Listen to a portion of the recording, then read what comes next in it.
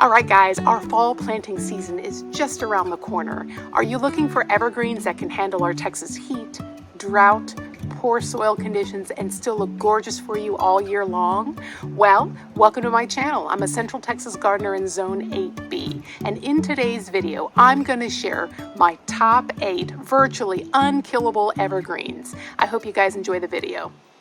This is Texas sage, and Texas sage is actually the native shrub of Texas, and it is a beautiful evergreen. It gets these lovely silver leaves, and so offers a really cool contrast to some of your other evergreens. It does flower, though it does flower usually before or after a rain, and for that reason it's known as a barometer bush.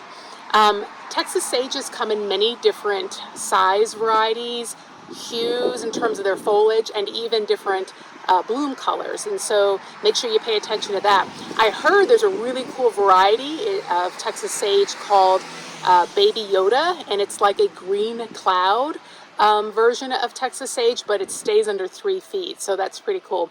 This particular variety is San Antonio Rose, and it's been a very reliable forecaster for me. I have another Texas sage that's kind of lazy. If I had any negatives or cons, and it's minor, it would be that these plants tend to get a little leggy sometimes, but they usually respond very well to a nice pruning. I can almost cut these down about 12 inches above the ground, and they'll bounce back within a growing season, no problem. Yaupon holly is a very hardy evergreen shrub, and it is native to us here in Texas and throughout the southeast. It's one of our only native hollies here in the United States. The female plants usually have these beautiful red berries, so that's kind of fun as well. This particular plant is super versatile. You can grow it in the sun and you can grow it in the shade. The other thing I like about Yaupon holly is that there are different sizes and varieties to fit particular landscape challenges. So if you are looking for something that is maybe narrow and more columnar in growth, there's a couple of varieties known as Skyline and Scarlet Peak that actually get about 2 to 3 feet in width and about 20 feet in height. So if you have a tight space and you're looking for something like that, those might be great options. There's also a variety known as dwarf Yaupon holly, and that's what I have here. And these are more of a mounding shrub, getting about 3 to 4 feet in height and spread.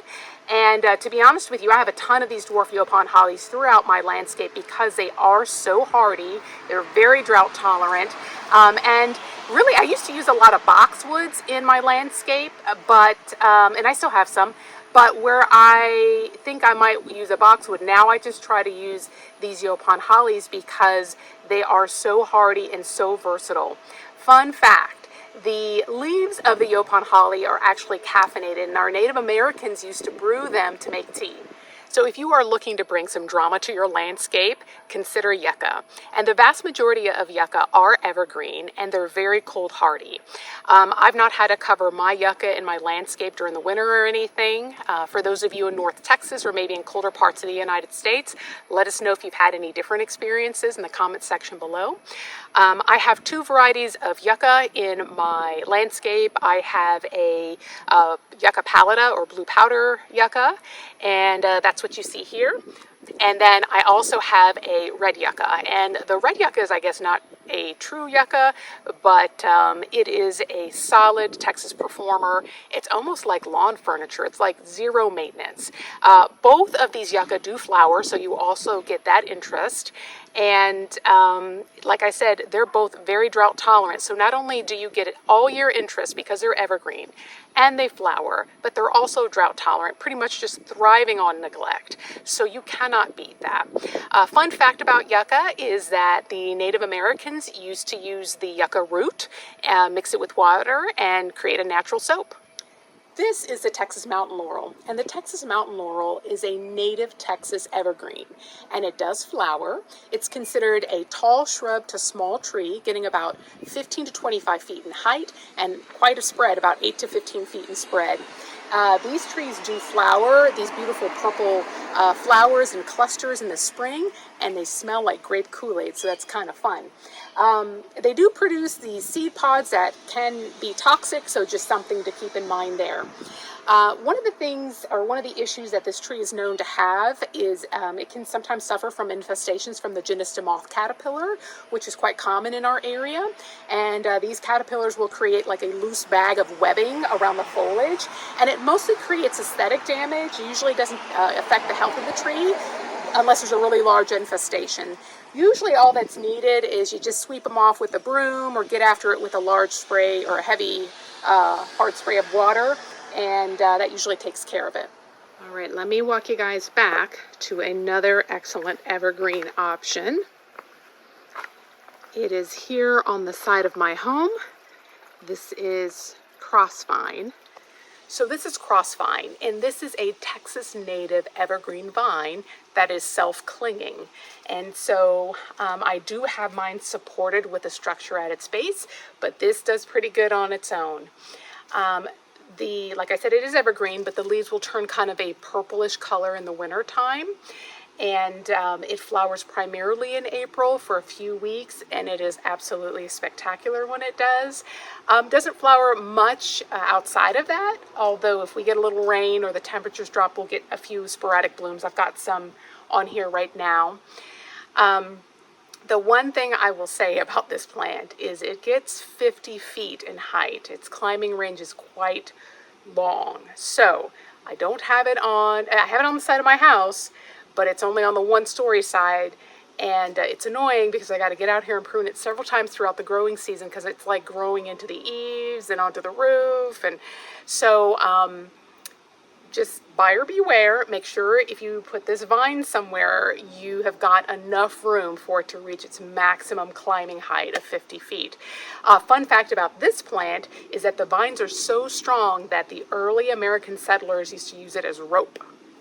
So these next three plants I'm going to talk about are actually semi-evergreen, meaning that they usually retain their foliage throughout the winter, but sometimes in our harsher or colder winters, they may go dormant. And the first one I want to talk about is skullcap. And behind me here, I have our Texas native skullcap called Wright's skullcap. And it has these beautiful little purple flowers that are loved by all sorts of pollinators. These are great options for the border of your landscape because they usually stay well within 1 to 2 feet in height and spread. These here that I have behind me are in a partial sun setting, and so I think that they are a little bit bigger because they're reaching for the sun. But I have some out in direct full sun all day long that have stayed a little bit smaller. And the name skullcap actually comes from the shape of the flower, which apparently looks like a little medieval helmet. I do have another variety of skullcap called pink skullcap, and this one is actually native to Mexico. Also stays about the same size range in terms of like 1 to 2 feet in height and spread, and both are very, very drought tolerant. All right, guys, I'm going to have a moment of transparency with you, and I'm honestly a little embarrassed to show you this, but I have got the deadest of dead plants in my landscape, and I've just left it here for I don't know what reason, but it serves as a good comparison to the plant I want to tell you about. So let's take a peek at it.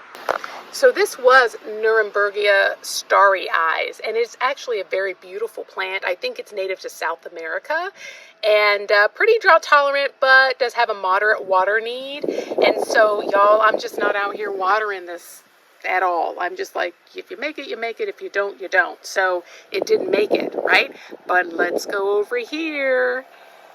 Here is rock pentstemon, and this is the other semi-evergreen I wanted to tell you about. Now, this is native to Texas. It grows on rocky hill slopes, and I have not watered this, and it is thriving. I mean, it doesn't even look like a hint of dried out. And so, this is a very reliable plant, and like I said, every year in the winter, it has stayed green for me. I mean, it'll lose its blooms, but the base will stay green. This does get a bit leggy, so I will have to sometimes prune this a couple of times, but I think this would be beautiful, just kind of trailing over maybe a nice boulder edge or something like that. All right, so the final plant I want to talk to you about is autumn sage, or Salvia greggii. And if you've watched this channel before, you know that this is probably one of my top 3 Texas plants because it is so hardy. I mean, it's almost indestructible, hence the name, indestructible or unkillable evergreens. And so for me, this has remained green throughout the winter, although these can go dormant in harsher winters. They will take a full sun to part shade setting, though of course, like with many other flowering perennials, they tend to flower more for you in a full sun setting. They get about 3 by 3 feet in height and spread. The traditional varieties come in red, pink, and white, and I have found the red and the pink to be a bit more sun tolerant, whereas the white tends to be denser in foliage. One con about this plant is it can get a little bit leggy, but it responds very well to pruning, so that's no problem at all to take care of. All right, guys, I want to hear what your go-to evergreen is. Let us know in the comments section below. Be sure to tell us why you love it. That way we can help each other learn. And until the next one, y'all take care.